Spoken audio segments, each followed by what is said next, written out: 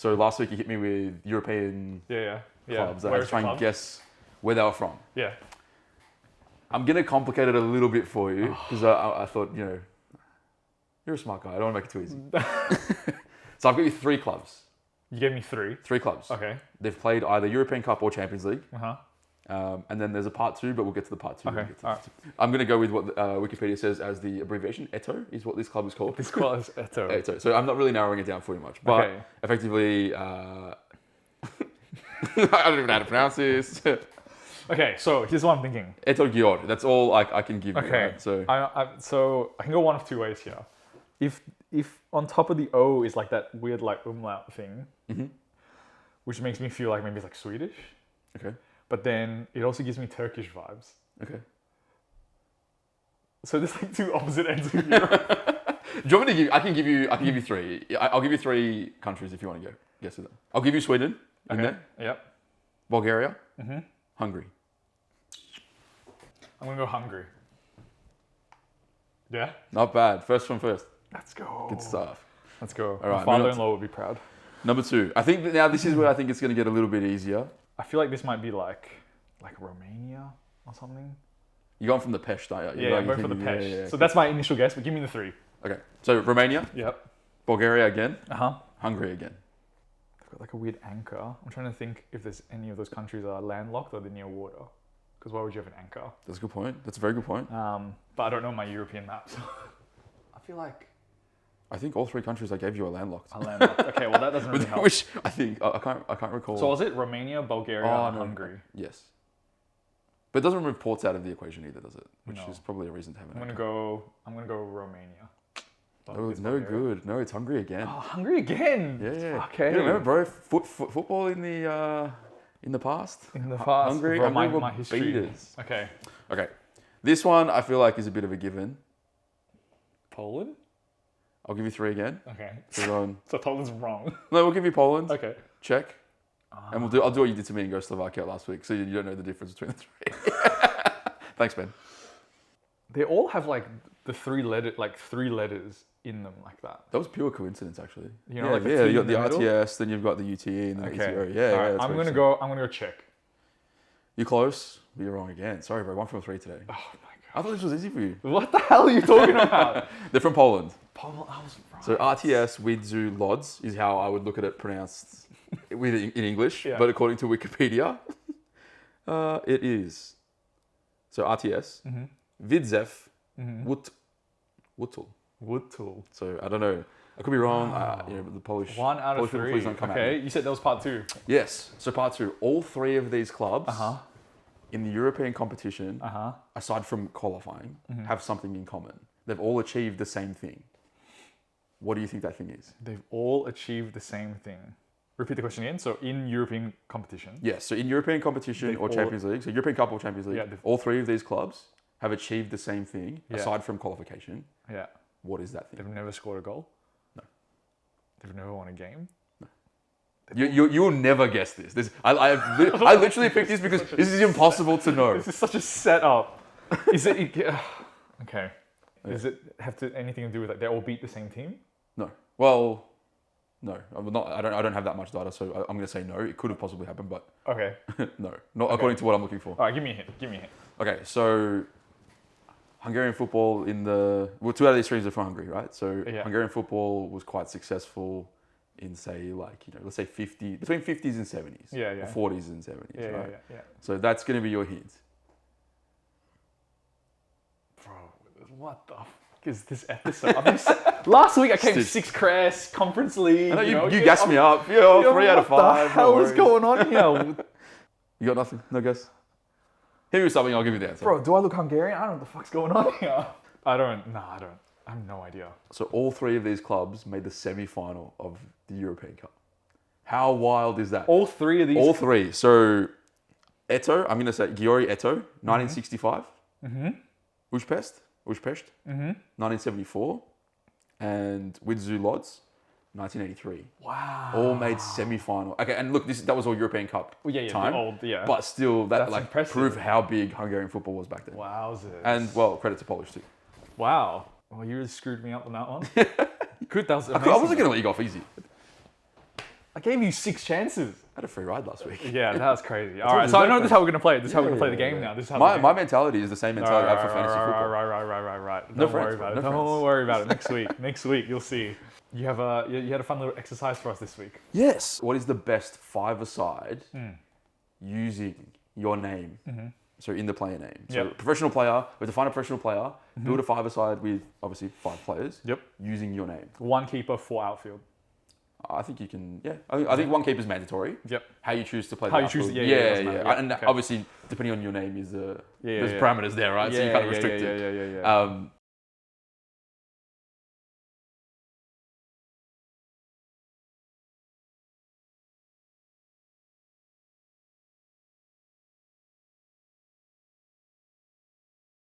So how do you want to do this? I've got my list. I've got my 5, and then probably some like notable mentions. Do you want to go 1 for 1? Like we'll go. Do your 5, because then at least it's all the Ryans, and then I'll do all the Pauls, and then it's like all Yeah. inclusive. Yeah. Can you name your side? Did I give it a name? Yeah. Like a club name? Well, like it's easy for me because I got St. Pauli, Sao Paulo. Like I got some options, man. As in, okay, I don't know if there's a. You can go with Ryanair if you want, but I'm gonna gas you up. All right, fine. I'm gonna go Ryanair FC, the best shit airline in the world. I had terrible experience on Ryanair. Really? All right, well, it's just fun fact. So Bust 'em up. me and Christina were traveling, and we were hopping on a Ryanair flight, and this was when that Malaysia Airlines Oh wow. disappeared. Yeah. That's the time. And so we were on the plane, like boarding, and then like as we get in, the one guy in the back just goes, "Wouldn't it be hilarious if this plane disappeared like the Malaysian one?" No, it really wouldn't. It wouldn't. It just wouldn't. It just wouldn't. It'd be very scary. It'd be very scary. Yeah. And Ryanair doesn't like feel like it feels like a Lego plane. Like it doesn't feel like it's like structurally sound. Anyway, so yeah. Ryanair FC. Ryanair so FC. is there like undertones of your team not being structurally sound, or is that? Yeah, my is team that, is not. Is that the You tie would back? think that like of all the thousands and thousands and thousands of people that made it to elite football, you would get more than 1, 2, 3, 4, 5, 6, 7, 8 top level Ryans. Oh, I don't have too many more. I've got two. I've got Paul 2 is squads. so like I don't even wanna. You say that, and then I went and looked, and I was like, "This is not Yeah. ideal." But let's Okay. go. All right. Okay. So I'm gonna start with my keeper, Hit me. Matty Ryan. Good. Yeah. Good Right. shout. I went surname Ryan. Yeah. It Yeah. still I counts. like that. I like that. I think Matty Ryan is easily the best goalkeeping option for me out there. I couldn't find anyone else. No, that's good. And I like Australian. Australian. That's good. So there's the I'm on connection there. Yeah. I've gone Ryan Giggs. Whoa. Yeah. Classic. Okay. I Okay. was named after this Ryan squad's not very good. Okay. Yeah, No worries. It's all downhill from here. Yeah. You've just gone 2 Premier League players off the bat. Yeah. Well, yeah, Ryan Giggs, obviously, iconic. Left foot winger, wizard. I was named after him. Wow. Until he had the affairs. Yes, And then then my parents were like, we named you after Ryan Reynolds. Like, don't worry about that. Who's probably about the same age, like a couple of years older. They named you after a guy who's 4. Yeah, I mean, look, Ryan Reynolds does look better than Ryan Giggs, so Now. we'll take it now. My second outfield player, Ryan Babel. Nice. That's a good streets we'll never forget type of baller. Yeah. Do you know he was like, and I don't know the age, but he was super young in that Liverpool Champions League squad. Yeah. Like super young. Really you look at young. his career post Liverpool, and it's like, guy was still playing a couple of years ago professionally. It's like, Yeah. I thought he would have been. He played in 60. Turkey for a little bit. Yeah. Played, yeah. I mean, look, definitely Streets would never forget. Like, kind of not super consistent, but when you're on his day, kind of like had that. But Beta, yeah. Had that thing about him, you know, Yeah. that some players have. So I was pleased with that. Very nice. Yeah. And so very then now this is where it gets a little bit. Actually, no, Ryan Gravenberch. Oh, coming in Liverpool, clutch last couple of seasons. Yeah, you get looking there, good. yeah, You know, so he'll be like my deep lying anchor, the pivot in my five-a-sides. I like him too. I think he's a very good player. Yeah, so I think he's got nice feet as well, close control, so perfect for a five-a-side. Very good. And so this is where then it gets a little bit more difficult after those 3. But I think I'm gonna go with Ryan Bertrand. Nice. Yeah. Okay. Yeah, a little bit defensively sound. Did he win Champions League with Chelsea? Yeah. Yeah, so Champions League winner. So you can't scoff at that. Yeah. And I've got a few notable mentions. Ryan Sessegnon of Fulham and formerly Tottenham. Yes. Ryan Kent, Rangers winger. Also Yeah. kind of like a streets never forget, like a really Yeah, direct yeah. winger. Got a bit about him. Yeah. I'm a big fan of him. Especially, yeah. Like Old Firm derbies, that guy was ticket. All right. Well, then I'm taking Ryan Kent and I'm dropping Ryan Bertrand because I need a little bit more. I need all my flair players in there.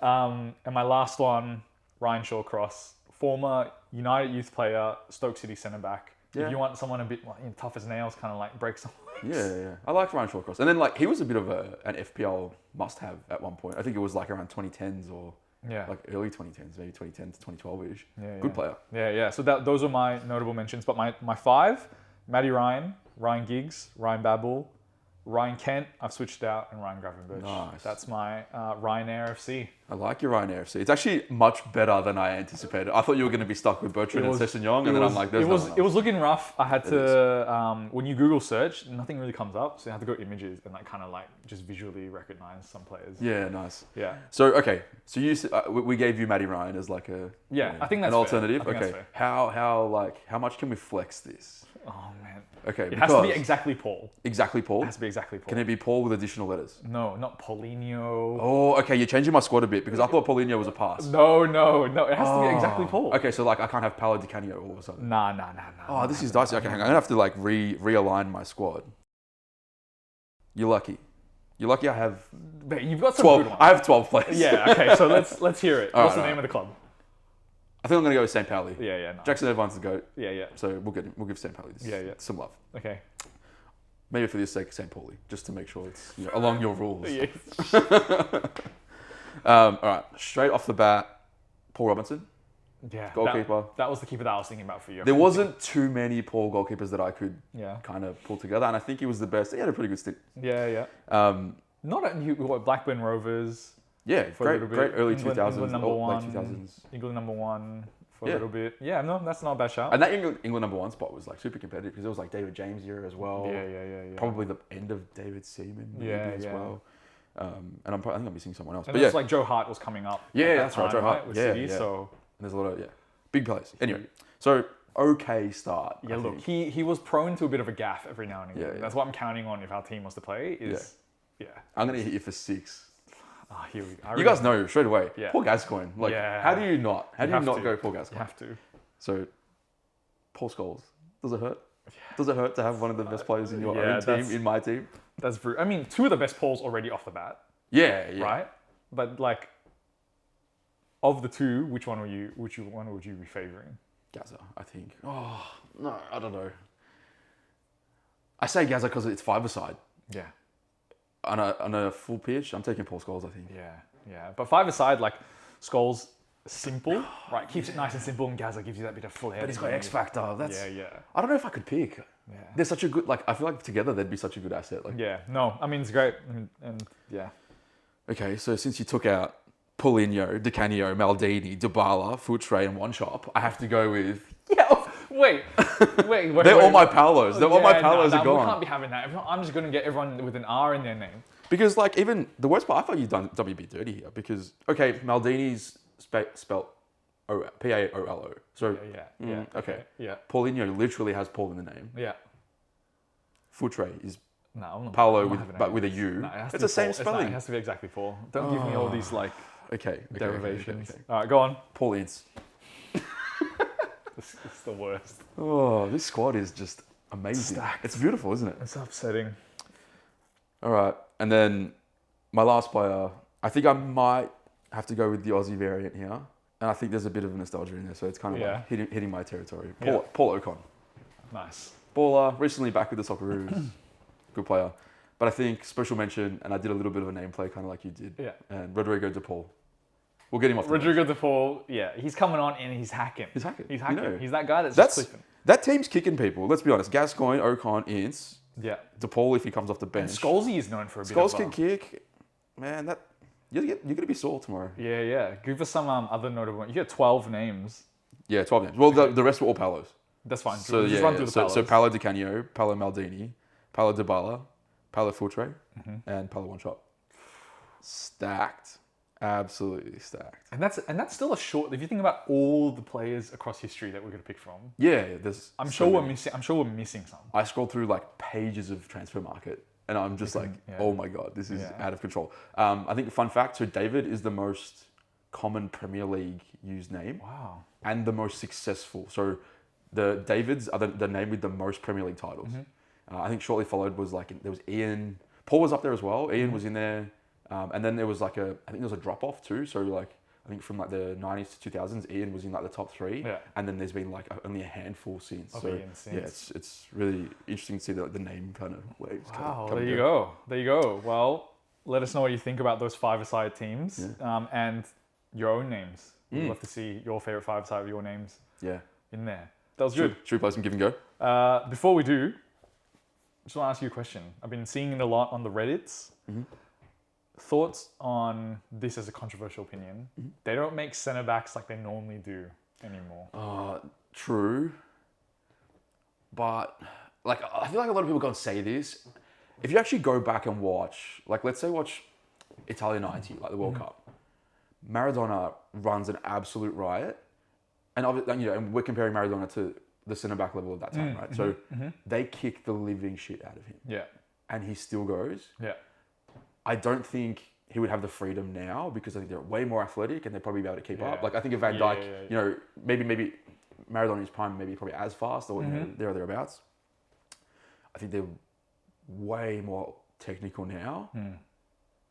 Back then, I think just the hardness is just a different level. So, you kind of trading off one for the other. Which one's going to be more successful? You'd have to assume the technical side would be better, right? Yeah. So whether they make them like they used to, no. Are they better? Because if you think about back in the day, the Tony Adams, right? You watch old clips and they're always battered, bleeding, bruised. You think of Jaap Stam. Yeah. Paul McGrath. Yeah. Ballers. But even then, in the early 2000s, right, you start coming into the John Terrys, the Nemanja Vidiches, Bit of a hybrid, right? And that you see that evolution come with as the game changes, where it's no longer just direct 4-4-2. It's a bit more technical. You play out from the back. Your centre backs naturally have to evolve. And I saw one of the comments, which is the nostalgia effect of when you look back and you go it seems like it was better. Yeah. To your point now, is as the game evolves, obviously the centre backs have to evolve. Yeah, and I think there's certain players that might be a caveat to that, right? So say Baresi. Baresi was known as being this artistic defender, right? Where you'd snag the ball, you wouldn't know it's gone. So maybe there was examples of players like that maybe because it was so long ago we don't really recall as easily. Yeah. And it's easy to say, it's not as good as what it was. The game's so different now to what it was 20 years ago plus. Yeah. Maldini is another one, right? He went through that he probably went through that whole generation, right? Because I think he retired late. Pre 2010-ish. Yeah. So he went and through Nesta, right? That partnership. Yeah, exactly, right. And so he's gone through from say the late 80s as a probably 16 or 18-year-old early days in Milan, all the way through to 2010 when he's gone from this. He's always been that technically sound, but did he have that hard man? Probably not as much as. Well, I love his quote where he says if I had to make a tackle, I know I'm out of position. Right, exactly. It's a very iconic Paolo Maldini quote, and him and Nesta were kind of that. In my mind, one of the first partnerships when you went and you looked both ball playing, and both weren't necessarily hard men in the way that we were used to seeing, Vidic and them fly in. Pepe is another one. I think Pepe is he recently retired, but a callback to that previous style of centre back, which was the dark arts, hard man kind of. Which I think they still have their place, right? I think there's a time and a place that you may need to play like that, right? But who I guess now of the current crop would you go as an example of they're not gone, they just are not as prized maybe in the way that you play football. I think surely through English tiers there has to be a few, right? All the ones that are coming to my head are all somewhat retired now though. So think of all the top squads right now, you think about United, it's all Lisandro Martinez maybe, but he's still kind of used as a he was brought in because he could play out from the back. Yeah. And he's not a big presence either, right? But he's obviously got that little bit crazy. Virgil van Dijk is still, I think, more of a ball-playing centre-back than you would say of more of a hard man style. Yeah. And it's not taking that away from them. It's not saying that they don't have it, but it's not their key attribute. Yeah. Oh, it's hard to say, isn't it? Because I'm just thinking, okay, Chelsea's I think would be more ball-playing. United's would be more ball-playing. Maybe Gabriel. Maybe. Yeah, he's still got that ability. Yeah, but he's got that bit of something loose in there. Which I think is what people feel nostalgic about those centre backs back in the day, which is you would just I wonder if there's that theory that football peaked in 2006. Yeah. And I wonder if it's because of that hybrid of the hard players still there, the hard players that old style traditional football's still existing, And you've got these players like Ronaldinho at their peak, Zidane on the way out. Well, it's his last, pretty much last game, his last game. And then this new gen that is also coming through with like your Van Persies, your Robins, and stuff like that. So maybe that point of like inflection is where this new athlete's coming in, meeting this old style athlete, and there's a beautiful combination of like flary football with this hard man defending. I don't know. It's just a bit. Yeah, I think you hit the nail on the head there, which is like there was that nexus where it became about athletes and not necessarily about like how you describe maybe. Like some of those Italian defenders, like artists. Yeah. Like Ronaldinho was an artist. Yeah. He wasn't necessarily an athlete. Yeah. But when you watched him, it was just like, it was magic, right? Yeah. And now, probably less room for magic because it's so like structured, and you have like patterns of play and systems of play. Yeah. And in that sense as well, then it maybe removes the need for your centre back to be able to react to those moments of magic in a hard way. Because now it's kind of like if we hold on to the ball, we can play out from the back. There's no room for the anomaly anymore. Yeah, as much. There was a lot of Ancelotti quotes coming out post the Champions League win last year, and I think they talked about his time at. I think it was when he was either at. I'm going to say Parma. I think he had the opportunity to sign Roberto Baggio, and the whole story is that at the time, his philosophy was like rigid. It was we need this type of player for this position, and then you bring him forward, to last season where they've won the Champions League with this squad that's stacked. But in the same breath, he's playing around Mbappe, he's playing around Vini. Mbappe's now, but he's playing around Vini, Bellingham. He's making this squad work with probably without a traditional number 9, right? Like Benzema's gone, that dynamic's changed. Yeah. And his whole thing was basically saying that I regret not signing Roberto Baggio at the time because we could have had this amazing squad built around the best player in the world or thereabouts. Yeah. But it's obviously a learning curve, right? So it's okay. We can be dynamic. We can make this work around these. Because he had a quote where he talked about how he doesn't really force them to play a specific system or style. Yeah. He's just going he's balancing everyone's best attributes. And giving them room to kind of like be flair. Yeah. And I think that's important, right? If a manager needs to be able to that's how they get the most out of their players. And if it means that you have to give them the freedom, obviously that has to come with balance, and the rest of the squad has to allow that to happen. Yeah. But that's to put that the chess pieces in place to make that happen. Yeah. Dangerous. Amazing. Well, that was this week's kind of Reddit controversial opinion. Not that controversial. I do miss Nemanja Vidic though. I miss that. Yeah. There's nothing better than when you're like stuff like there's the game's at a point of like, man, we just need to like make a tackle, get a big clutch, right? Yeah. And those guys step up, and it's like a massive tackle, puts his face. And you know what? Like people give Phil Jones like a hard time because of the memes. Yeah. But he was a bit like that too. He was. Like the fact that he was on the ground with his face there, like. Yeah. Well, that was kind of the meme, right? Like that's probably why it was funny. And it became a bit of a joke. Yeah. Probably damaged his brand a little bit. Yeah. But I mean, no. So a little bit of nostalgia, you reckon? A little bit. A little bit of nostalgia. Here we go. Let's do it. Give and go. I don't know if these are the cards from last week, but we'll find out. I think I put them at the bottom, so we'll see. What's your pre-game ritual? Pre-game ritual. Good question. Pre-game ritual. I don't eat anything. You don't eat? I don't eat. I can't. I feel sick. So I don't eat anything. Is that like a nervousness thing, or is it like attacked? No, I just feel like maybe if I eat stuff, I feel like I might. I just feel ill. Yeah, okay. So I just don't eat, and then I get to the game in like an hour early, and then I get changed. And I'm trying to think if they had a routine, like, I think it was always left first. So I do like socks, boot, and then right sock. Okay. Boot. Yeah, so you wouldn't even, like, no banana, no lollies, nothing. Wow. I couldn't. I just couldn't. Oh, man. I'm like... But then I eat after. I feast after. Day before? Are you like, okay, no, I've got a game tomorrow. I've got to eat, like, pasta tonight or rice tonight? It ain't that deep. No. No, I'm fine until, like, morning of. And then it was, like... For me, it was just, like, you need to lock in a little bit. Yeah. And then also, like, I didn't want to eat too much because then I think I feel, like, heavy and sluggish, obviously. Yeah. But so I just thought it was easier, to not have anything. But on the flip side, when we were in high school, and we played Action Indoor, we had a pre-game ritual, like the entire squad after school, we go to Macca's, and then we get large double quarter pounder meals before the indoor soccer games. So That's fun. the duality of it, but yeah. So Didn't feel sick? yeah, I felt terrible. No, there you go. A double quarter pounder. That's so much. Yeah, that's dangerous, man. beef. That's too much. That's too much food. Too much, like, not the right food. Yeah. So. But then yeah. I've heard other stuff of athletes going to fast food things before games and training and being fine. Yeah, people like carbo loading and stuff the night before and all that. Nah, I had to.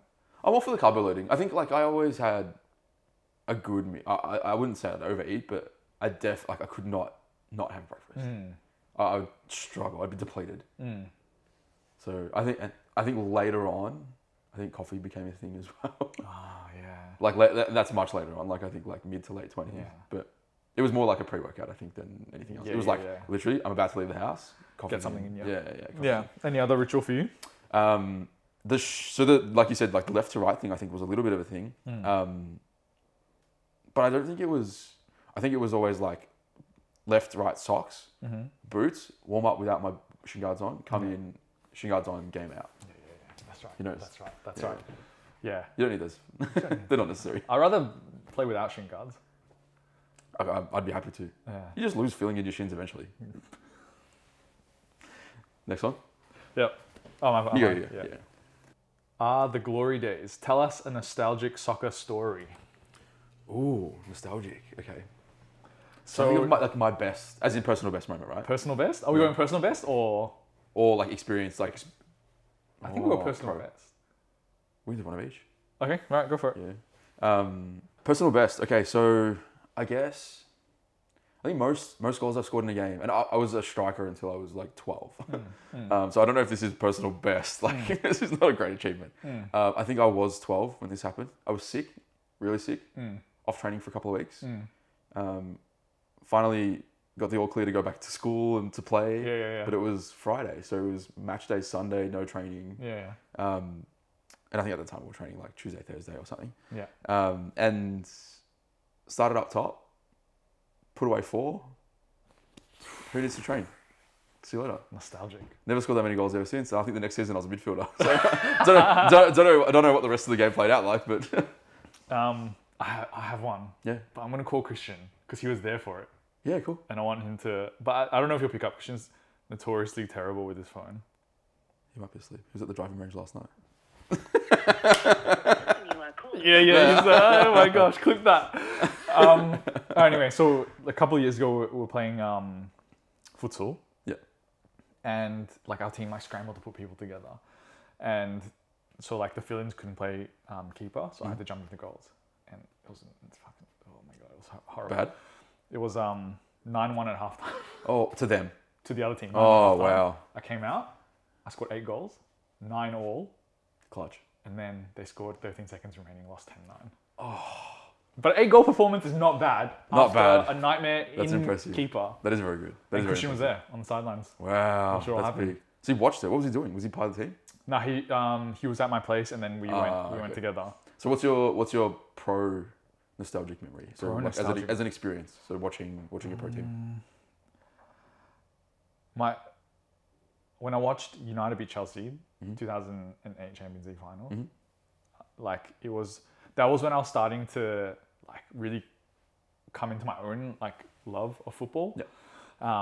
And I remember watching that game like from start to finish, and just like the joy and the elation, like, and also from the sheer desperation of like when Ronaldo missed, and then you're watching them all take those penalties, and then John Terry slips, and then It plays out. The way it plays Anderson out like is smashes it down the middle, Yeah. and we win because and Van der Sar saves Anelka's penalty, and I just never forget that feeling. I went to school as if like I was in Manchester, like everyone should know. and everyone else was like And just everyone's woken like, up. well, yeah, everyone's like, what the hell are you talking about? And it's just like me and Josh, like, Yeah. because we were both United fans, and like we both watched it live. But I think about that moment, it's just like, that's when, like I feel like when you grow up, a lot of the times you follow like the people around you, right? Like my dad loved football and my cousin loved football, so like my passion was kind of like locked in with them. And I reckon at that moment in time was when I was starting to follow it on my own, and like that felt like the coming of age moment for me, where I was just like, oh my gosh, like I love This is where I want to be. Yeah. this is it. Like, And it's interesting too because like success obviously like helps feed that, course, right? of course. When you have a period of like not a lot, and it's a testament to the people that stick by their club for 30, 40 years and appreciate like match day wins, right? Yeah. It could be just a league game, a crappy cup or something where yeah. Credit to those guys because that's not easy to enjoy. No. But and I think another one like is when my dad took me to my very first live game. Was in Singapore and it was just like the local league there or whatever. I cried the entire time. He took me home before even halftime. Yeah. But I was like 4. But like, okay. I was cried like in emotion. Like, no. I was like, I cried because I just want to be there. So it's like interesting, like, not wanting to be at the game. Yeah. To then obviously now like look at us, like we've done some cool stuff. Yeah, so. it's harder to leave than it is to. Yeah. 100%. So those are mine. Nice. I think for me it would be, I would say 06 World Cup would probably like an early one, but I think my favorite. I think it was it 2014 Tim Cahill volley? That World Cup, not specifically that goal. So, so my family has a few different heritage or nationalities within it. Yeah. So my dad's Australian. Obviously, I was born here as well. My mum is Italian, was born in Italy, and a lot of her family obviously are Italian. My mum's sister married an Argentine, so. Okay, so you got there's a South American influence as well. So that World Cup was amazing for so many reasons, but the main one for me was that all the Australia games were at my house, all the Italian games were at my uncle's house, and all the Argentina games were at my other uncle's house. Beautiful. And I think because of the way the tournament played out, like Socceroos did really well early. There's a bit of drama in there as well with that Tim Cahill goal against Netherlands. All of a sudden we think, there's a bit of hope. Italy kind of sucked, and then no, they're okay, I guess. But Argentina obviously went all the way to the final and lost to Germany. Yeah. So it was just amazing to be able to ride the wave from multiple levels, right? Because obviously, I'm the one that in the room that is probably the only one apart from my dad that really wants Australia to win. Yeah. Then I go to the Italian side of the family, and I still have that affinity with them. Yeah, so I'm happy for them to win, and like, until they play Australia again, then I'll deal with that conflict when that comes up. But then being able to experience that, and then obviously going to the Argentine side and having that empathy of like, I've gone through it everywhere else. I know exactly what you guys are going through. Yeah. So I think that and that kind of started a bit of a tradition too, which was like now we know that if someone's playing, we all get together. Yeah. And it may not be as rigid as that was, because that was nice how it was kind of sectioned to everyone's house. Yeah, we share the load. We'd all have breakfast together. It was amazing. It was really really good. Beautiful. Yeah. And then I think you fast forward to the last World Cup when Argentina win.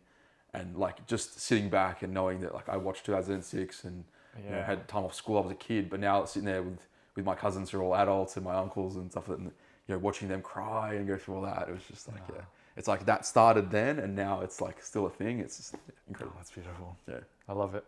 Should we do one more? Yes, do one more. And then wrap it up. Done. Here we go. You're the manager and you need to get the squad amped. What are you doing? Wow. There's a few approaches, right? Yeah. Maybe let's start with which manager you would be in your approach. Yeah, okay. Which type? What type do you think? What type do you think? Yeah. Do you think you're like the Tinkerman, or you're like the hard man, or? Nah, I couldn't get like the Sir Alex hairdryer. I don't think I have that in me. Okay. So I think that's out. I like the way I've seen Andrew's team talks. Yeah. Like a little. He's bit aggressive though. Well, he can be, but I think he leads with kind of the personal and the emotion, which I think is for me, when I look at what good leadership looks like, it's understanding what motivates your players. Yeah. I had a coach when we were playing when we there was a group of us that played together. We both kind of all played seniors together, made that step up from kind of juniors to seniors together. Yeah. I remember we had a coach, and he was just every team talk, you guys suck. Oh. You guys suck. You're not doing it. Just on the decline. I don't respond to that. No. That's not for me. I think it'll be, maybe I take more an Ange approach. Yeah, okay. Which is don't ignore the occasion. Yeah. Embrace it. Be okay with how you're feeling, whether it's nerves or whatever, but understand that we have a job to do at the end of the day. Yeah. I think I'd be almost I like to be that type that just sits back, analyze, and then Eric Ten Hag. Take notes. Ten Hag. You know what? The approach maybe, the execution hopefully not. Yeah. Same hairstyle though. The same hairstyle, and maybe same beard as well. Like yeah. we've got some similarities. Yeah. But I think I like that.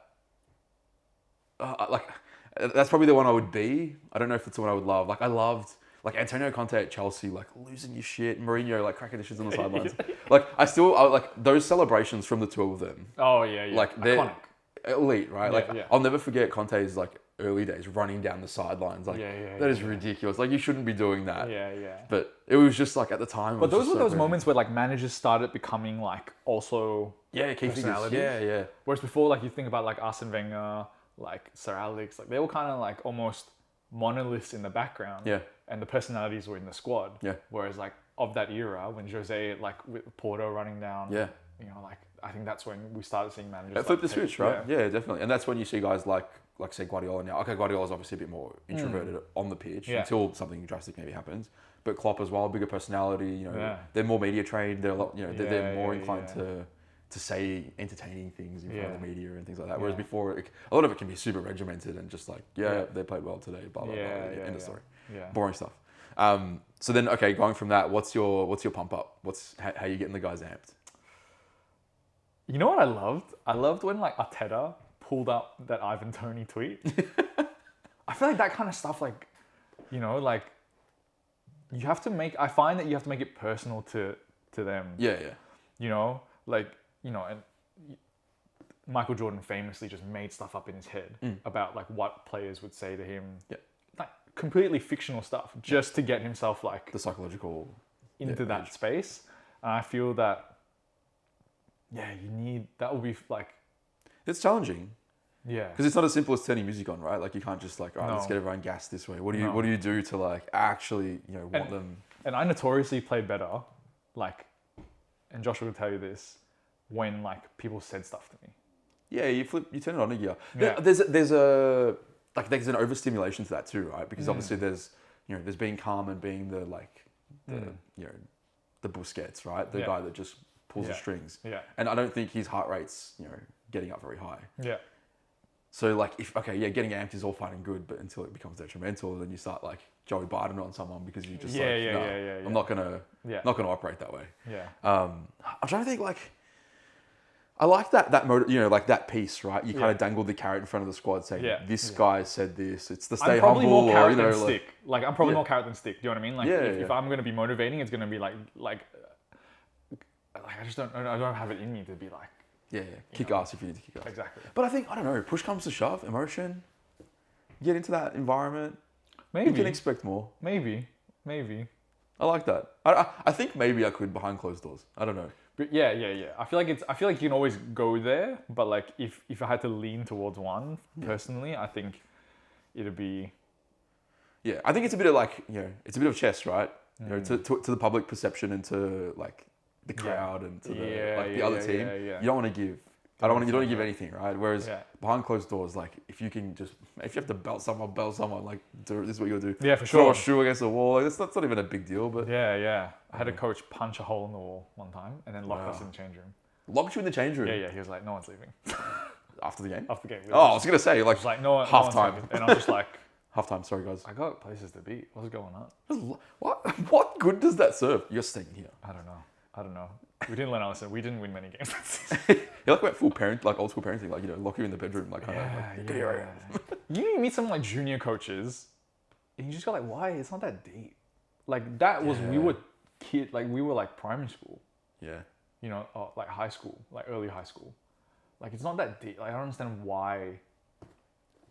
Curveball. People in Australia don't care enough. Don't care enough. No. Like. Coaches don't care enough. Yeah, I think we're okay being okay, like which is shit, and I kind of like that mentality of like we need to be better. But it wasn't like productive. No, it's not productive. There's a balance. You're talking about like caring about like improvement. Yeah. I'm talking about coaches that are just like this is fucking shit. Yeah. And then like locks 14. And doesn't help anything for the cause, right? Doesn't say like, hey, this is how we could improve or like this is what we could do better. It's just like they just locked us in there. And you're kind of sitting there just going like, what do we do now? Just hang out. Yeah. But you don't think that people care enough? No, I don't. There's enough passion, and I think if there is passion, it's probably displayed in the wrong way. Maybe like locking kids in. locking kids in change rooms would be one. Yeah.